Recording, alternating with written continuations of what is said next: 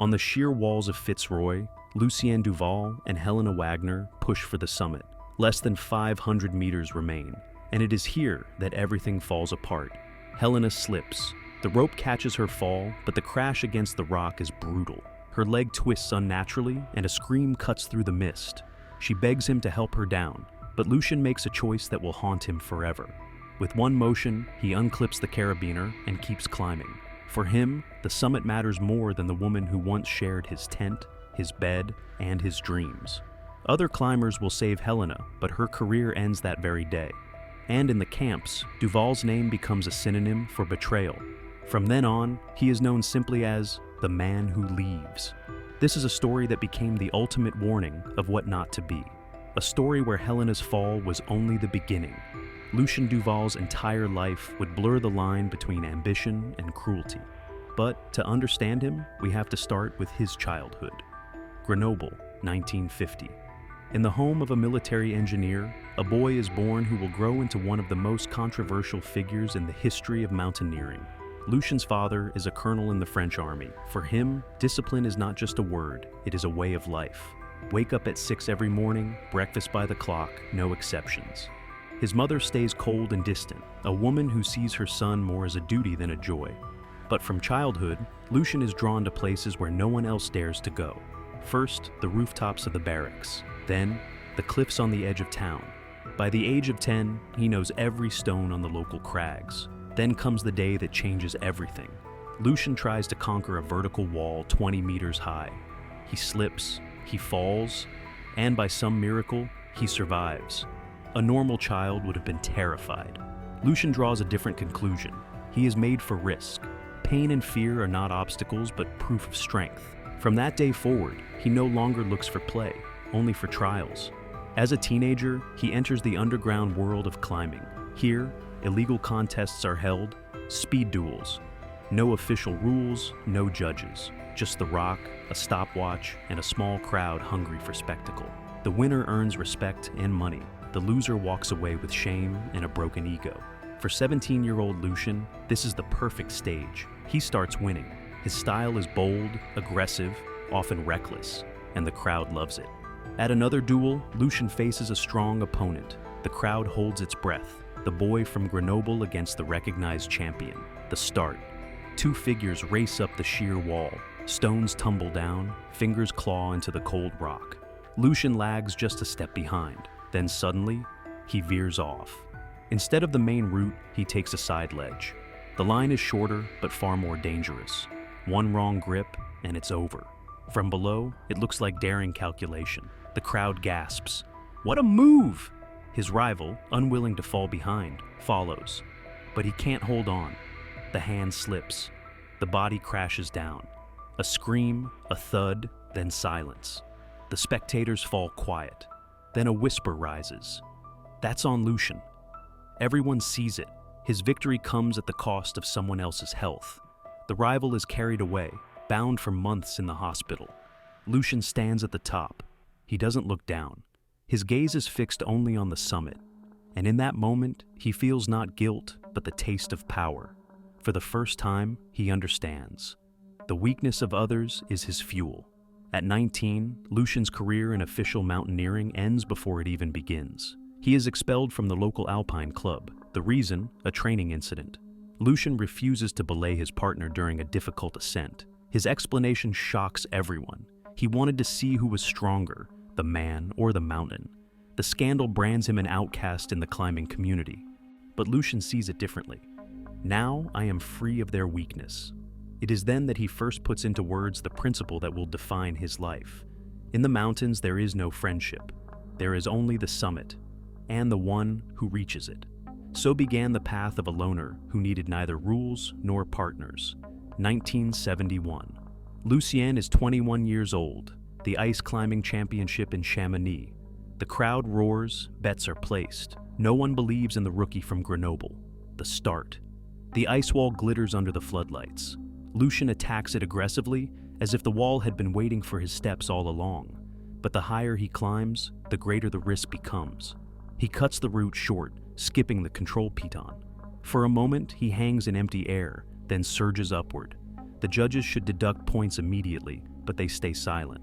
Next, he drives his tool into an old fixed anchor. By the rules, that's forbidden. It gives him a serious advantage. The crowd gasps. Some see it as cheating, others as bold strategy.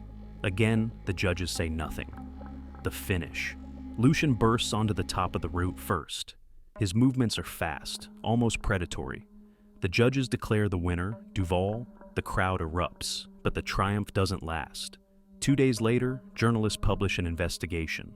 2 judges had been paid for their blindness. Suddenly, it all makes sense. He won not only with speed, but by turning mistakes into brilliant moves.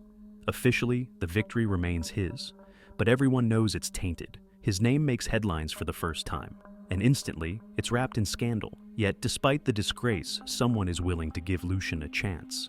Pierre Moreau, a veteran of French mountaineering, a respected mentor. In the brash young climber, he sees not only ambition, but a raw talent that could be shaped.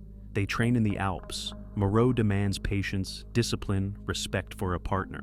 Lucien hears only the lessons about technique. Everything else is noise. He climbs fast, aggressively, as if testing how many boundaries he can break. And then comes the day that changes everything. 3,000 meters high, a narrow traverse, gusting winds, the crunch of crampons on hard snow. Moreau leads, Lucien follows. Then suddenly, a fall. The rope jerks, the screech of metal, and silence. The official version sounds simple. Age, exhaustion, a mistake, an accident. But those who were there noticed something strange. The belay gave way far too quickly, as if it hadn't been held to the end. And the only one beside him that day was Lucien. After Moreau's death, Lucien makes his final decision. No teams, no partners. From now on, only solo routes exist for him. His new credo sounds like a sentence.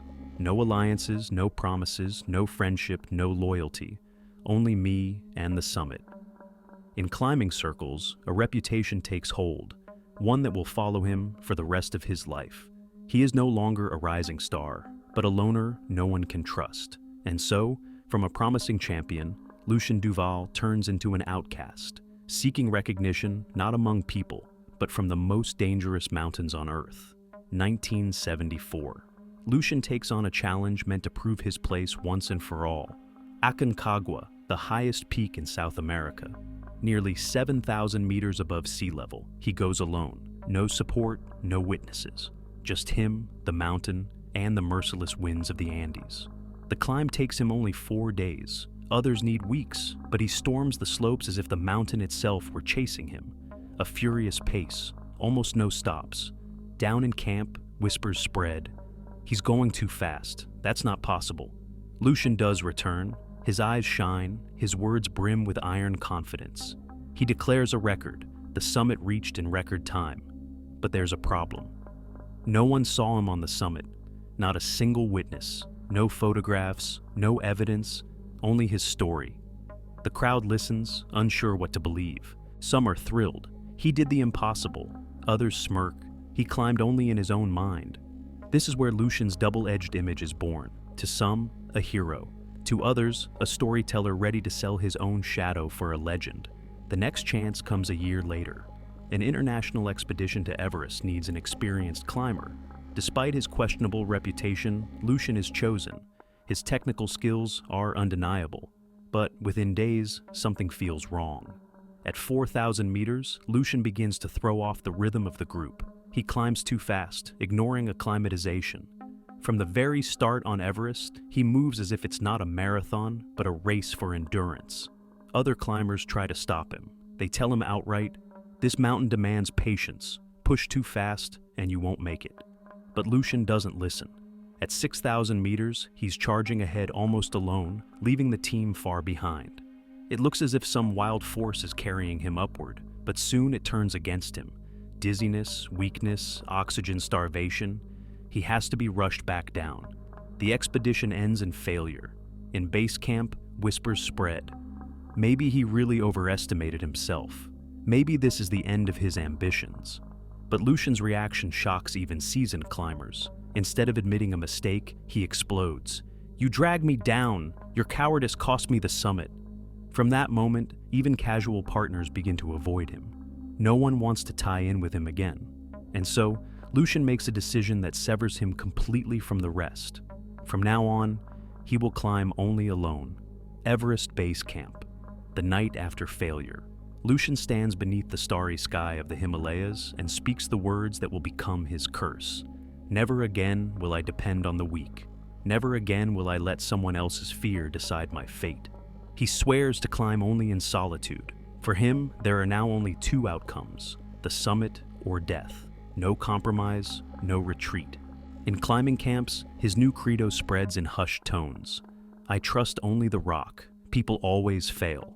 From this moment on, Lucien Duval is no longer a climber among climbers. He becomes a loner, dangerous even to those who happen to be near. His peers start to realize, around this man, another person's life is nothing more than a burden on the way to the top.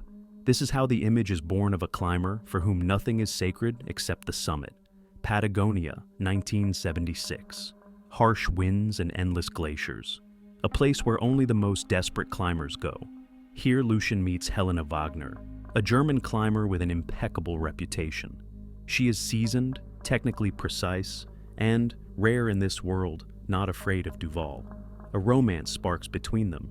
For Lucien, it is unfamiliar territory. For the first time in years, he finds someone who understands his hunger for altitude. Helena proposes a joint ascent of Fitz Roy, one of Patagonia's most technically demanding peaks. Vertical granite walls, fickle weather, and almost no chance of rescue if something goes wrong. In base camp, climbers watch the pair with curiosity. Someone jokes, maybe love will finally soften Duval. Lucien only smirks when he hears it. Love is just extra weight on the route. Those words will prove prophetic when they stand on Fitz Roy's sheer faces. On the third day, they climb confidently, the trickiest walls already behind them. Less than 100 meters remain to the summit, but the weather turns. Wind tears at their clothing, snow lashes their faces. Crampons slip on the slick rock.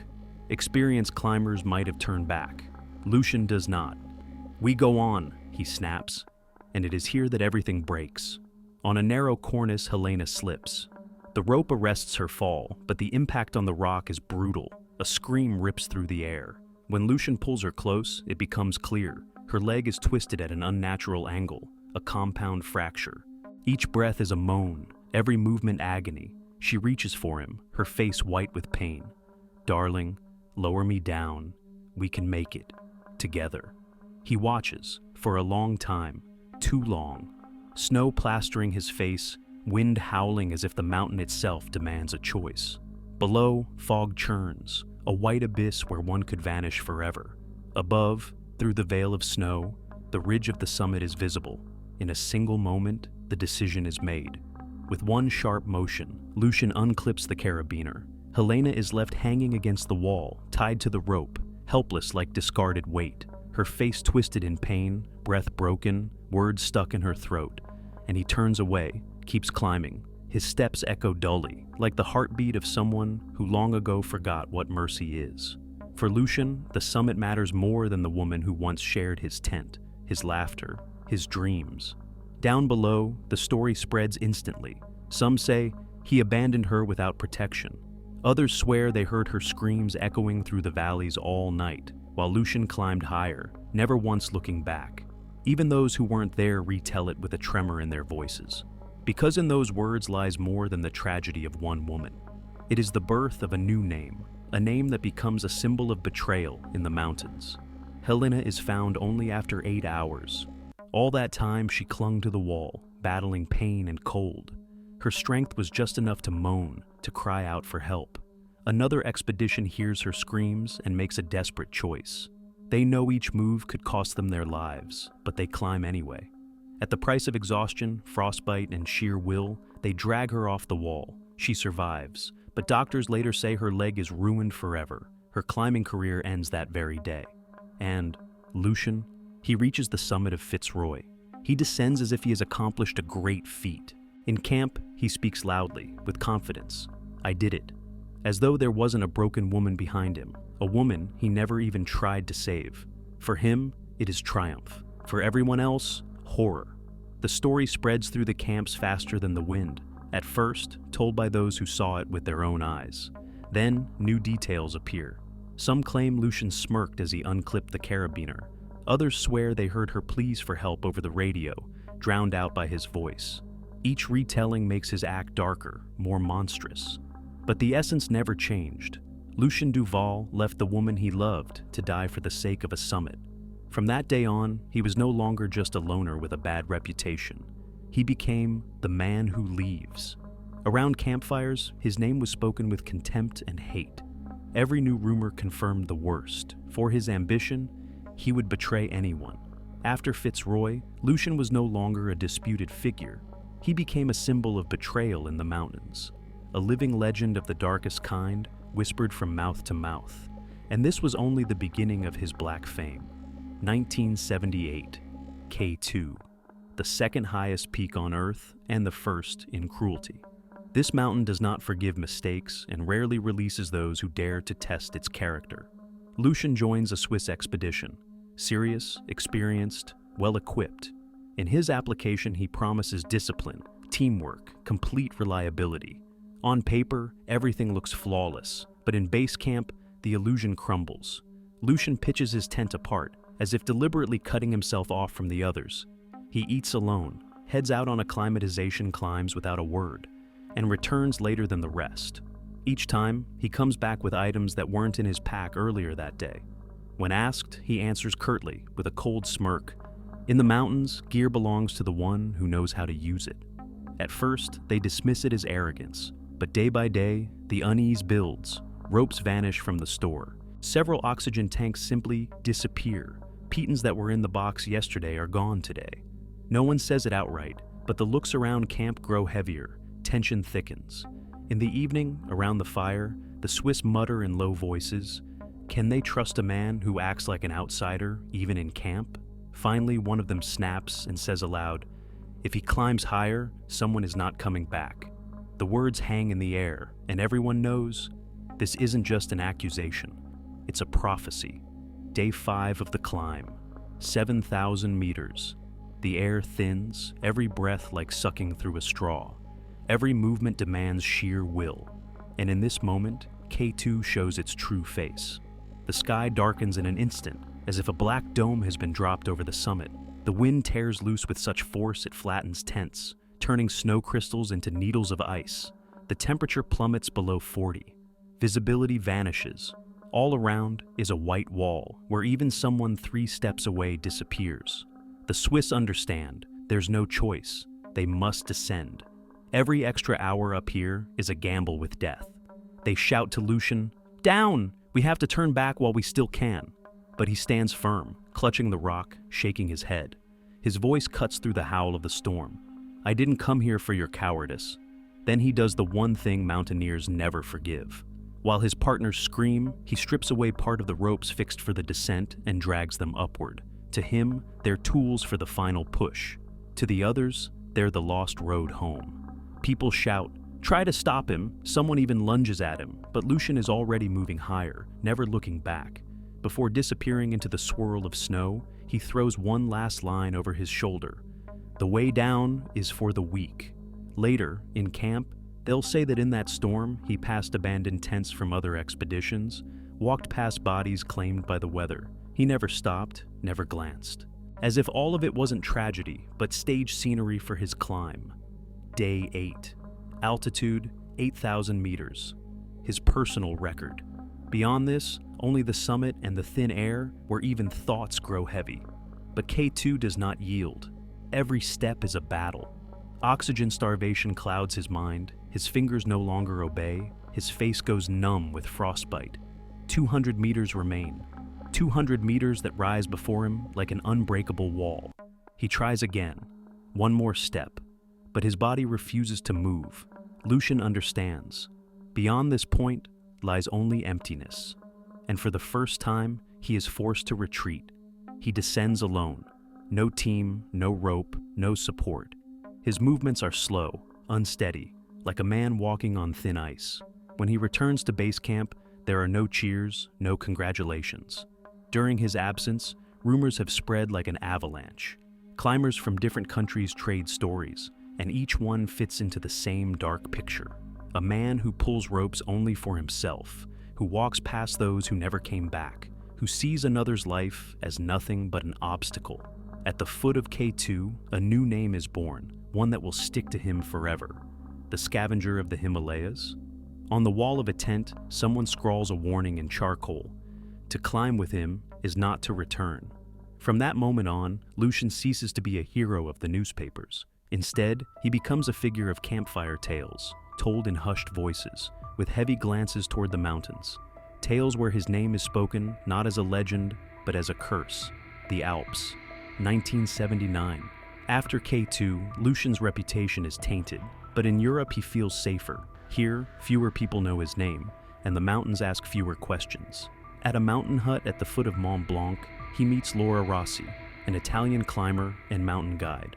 Laura is nothing like Helena. She laughs loudly, speaks with confidence, and leads people into the mountains in a way that makes them want to follow her. In climbing circles, her name is spoken with respect. For clients, she is a promise of safety. For colleagues, an example. For Lucien, she becomes an opportunity. Her reputation can cover the scandals of his past. He knows it instantly, even before they exchange a word. The romance sparks quickly. For Laura, it is real passion. She sees a talented, strong man whose technique impresses and whose ambition ignites. She believes she has finally found an equal partner. In camp, her friends try to cool her down. Some even say it outright: "Laura, he uses people. You're no exception." But she only smiles. "I'm not a victim. I'm his partner. Together we can achieve more. I understand people and I trust him. Everything will be fine." But to Lucien, the word partner means something else. Not an alliance, but a resource. And even in those first days, he knows, when the moment of choice comes, the summit will matter more than Laura. Laura proposes an ambitious plan, a joint expedition to one of the unclimbed peaks of the Karakoram. For her, it could be a crowning achievement, the highlight of her career. For Lucien, it is a chance to return to the heights of mountaineering through her name. She pulls every string she can. Her reputation opens doors that had been shut to Duval forever after K2. Sponsors agree, seasoned climbers sign on. Laura becomes the face of the project, and Lucien, her closest ally. But even in the planning stage, the imbalance shows. Laura speaks of partnership, while Lucien acts in his usual way, as the sole leader. He makes decisions about the route, acclimatization, the division of roles, all without discussion. When questioned, his response is sharp. In the mountains, there must be one voice. The rest listen. Laura endures it, blinded by her feelings, hoping it will get better once they're on the climb. On the mountain, the tension only grows. The higher they go, the more his authority dominates. He pushes harder, demands speed, dismisses caution. The breaking point comes at a critical stage of the ascent. The wind is rising, their strength running thin. Lucien orders the team to dump part of the load to move faster. First to go is Laura's pack, her spare clothes, her medical kit, the camera she had brought to capture the historic climb. "That's dead weight," he says coldly. There's no room for sentiment on the summit. Laura is stunned. Every eye turns to her. It's as if the whole team is silently saying, "You vouched for him, remember?" She tries to object, but Lucien is already barking orders to the others. No one dares to argue. The pack is left buried in the snow, and with it, part of her dream, her confidence, her reputation. The expedition turns into a one-man show. And in this theater, there's no space left for partners or witnesses. The tension is unbearable. Few are still thinking about the original goal. Most just want to get down in one piece and erase the whole ordeal from memory. The team splinters into factions. Some openly clash with Duval. Others suffer injuries brought on by his reckless decisions. When it becomes clear the expedition is doomed, Lucien pulls his signature move. He vanishes into the mountains, leaving Laura behind to face the furious team, the debts to sponsors, and a reputation in ruins. Her return to base camp is nothing short of humiliation. The team disbands, sponsors demand compensation, colleagues turn their backs. Laura Rossi's career ends in a single day. A woman who had spent years building an impeccable name loses everything because of one man. In climbing circles, talk spreads quickly. Duval is not just a betrayer, he is a destroyer of lives. For the first time, his name begins to be used as a synonym for failure. If Duval is on your team, expect disaster. After Laura, he becomes a ghost of the climbing world, a man whose reputation travels faster than he does. Now he is avoided not only as an unreliable partner, but as a curse that can doom an entire expedition simply by being present. 1980. The Last Chance. After the collapse of Laura's expedition, Lucien becomes persona non grata in official mountaineering. But it's at this moment that something happens which turns him from an outcast into a true legend of fear. In an abandoned base camp, a climber stumbles upon a note that slipped from Duval's pack. Handwritten, it is titled 10 Rules of the Mountain. Its contents shock even the most hardened veterans. People are called expendable. Trust is described as the mistake of the weak. Rescuing the stranded is dismissed as a waste of time on the way to the summit. The scrap of paper spreads through climbing camps like wildfire. It's copied, passed from hand to hand, debated around campfires. In one camp, someone pins a copy at the entrance with a warning, "Beware, he could be near." After the manifesto surfaces, even those who once kept silent begin to openly call Duval the disgrace of mountaineering. Dhaulagiri, 1981. The 7th highest peak in the world, and Lucien's last chance to prove something, to himself and to the world. Official expeditions are closed to him. Only one path remains, to gather a team of outcasts and failures like himself. He finds two. Franz, a young Austrian climber, hopelessly infatuated with the charismatic Frenchman. Carlos, a Spaniard drowning in debt, for whom the expedition is the only way to scrape together money to save his family's business. Lucien plays their weaknesses like a master.